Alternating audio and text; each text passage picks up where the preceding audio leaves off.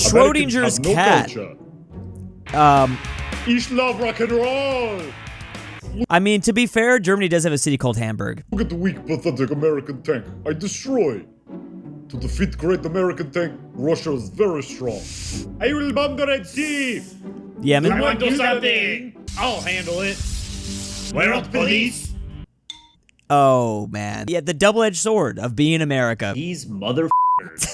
I gotta say, I'm definitely anti this statement, even though I do see it get thrown around all the time. Americans have no culture. Bro, what? There's a reason why in the Civilization games, a cultural victory is buying your blue jeans and listening to your pop music. Bro, every place has culture. Doesn't matter how big or small. Now, your culture might have been around for a lot longer than others, and maybe that older culture has been highly, I don't know a better word for this, stolen by other cultures and used as their own. That definitely happens, but, you know, it's still all culture. This short does highlight the weird relationship with our allies and opposition, though. America has two moods. You're not the boss of me, I'm the boss of you, and you're not the boss of me, I'm going home. That was by Polandball Official. And by the way, if you'd like your own country balls, check out Byzantium, Venice, and the Ottomans. They're being sold over at makeship.com, but time is running out. These are some very rare historical country balls that will never come back. The Eastern Roman Empire, of course, is outselling Venice and the Ottomans, but, you know, they're not too far behind. I'm proud of these guys punching above their weight. So yeah, anyways, time is running out. Links down below. Diagnostics. Boy, what do you see in the ink?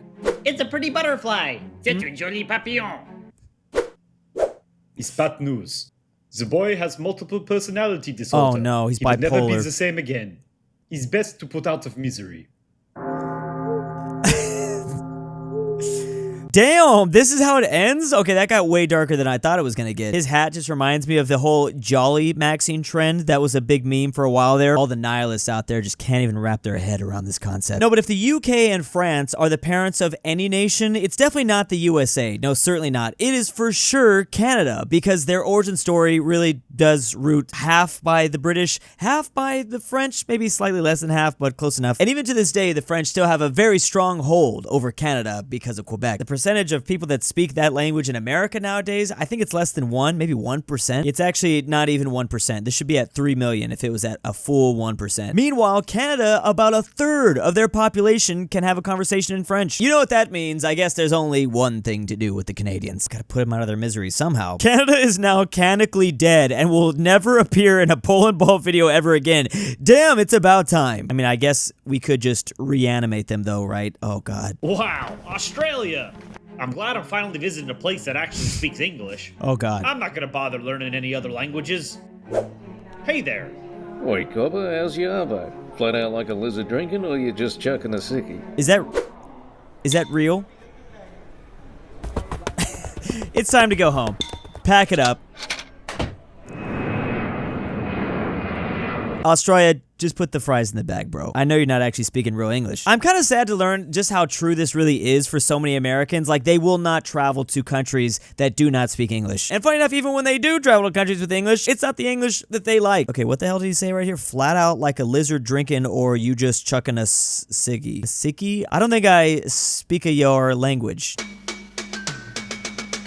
Just cause they speak English doesn't mean they speak English. I guess this was the actual translation there. Man, I don't speak Australian. This language is too confusing. Drone warfare. That's messed up, Russia. Russia, stop. Russia, please. What? Stop that! I shoot next drone I see out of sky. Why does everyone want pig fight with Russia?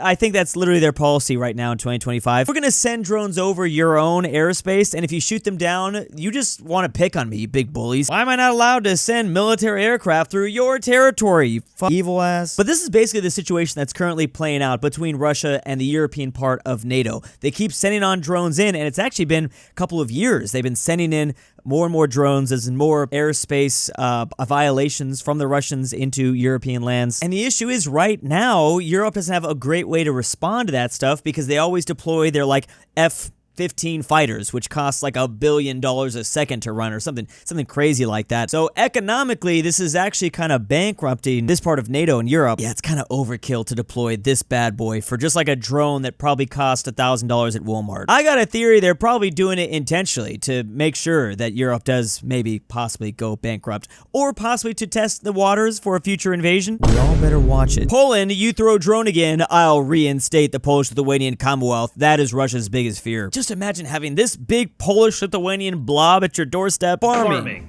around the world. In the US, this is how we like to do it. It's all automated, baby. Basically. Nice. I thought that was gonna get way darker. Oh, it kind of is. Pretty old school. I get the joke. I didn't know where this video was going. Dang, what game is this? This looks great. He looks bored, but that's what farming's all about. Farming can be awfully, well, soul-crushing in a way. Obviously, the word farming in video games is a lot different than the farming in agriculture, or probably the way most of the world knows farming as. Everyone knows South Korea doesn't leave their house, and that everyone just spends all their time playing video games, though. So, also in this British ball, is that Jeremy Clarkson? I wish I liked cars more. I just don't got the tism for it, not like he does. Okay, you take Louisiana. $15 million seems like a steal. The Louisiana Purchase. Are you sure? Wait, it's useless land and will make thorn instead of roast beef.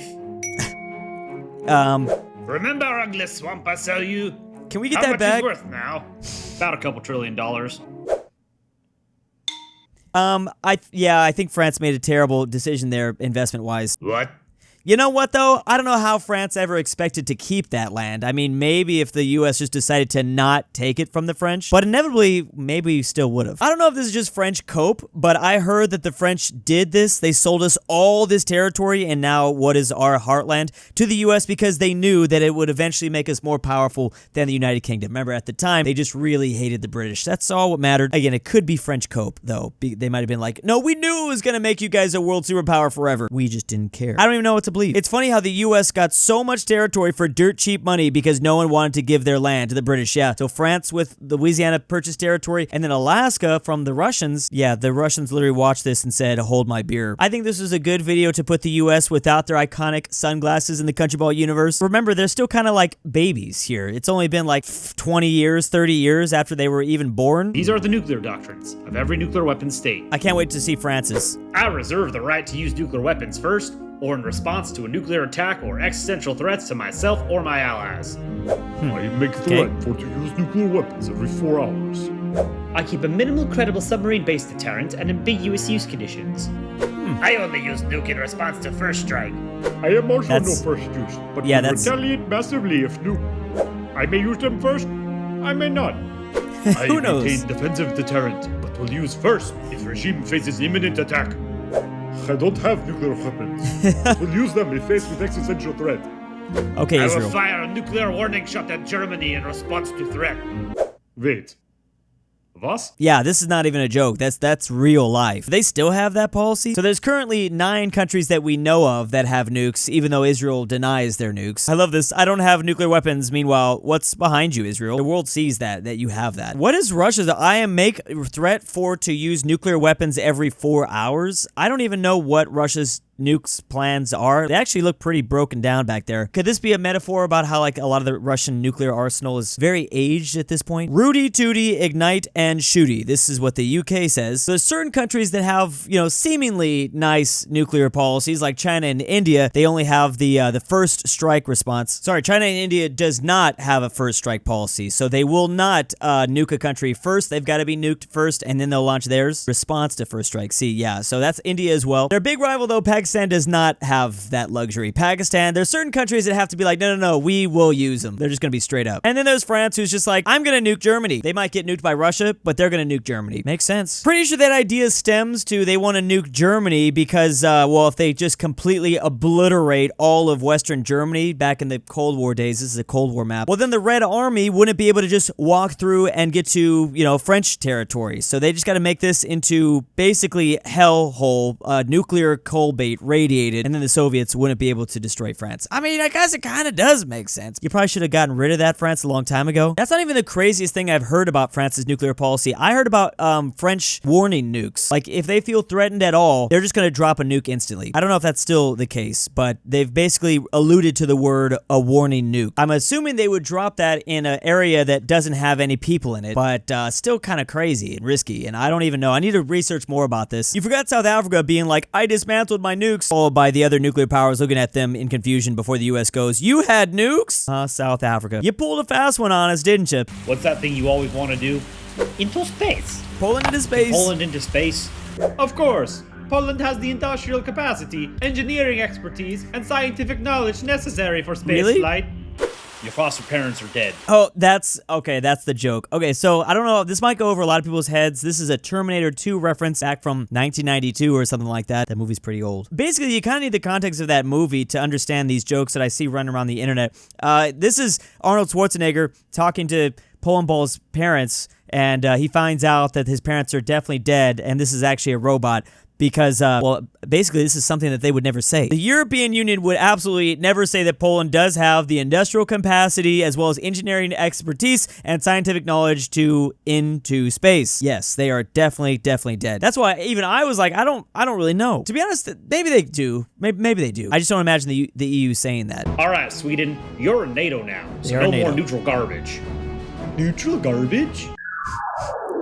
You want to buy landmine for fight Pakistan? Yes. You want to buy minesweeper for Indian landmine? Yes.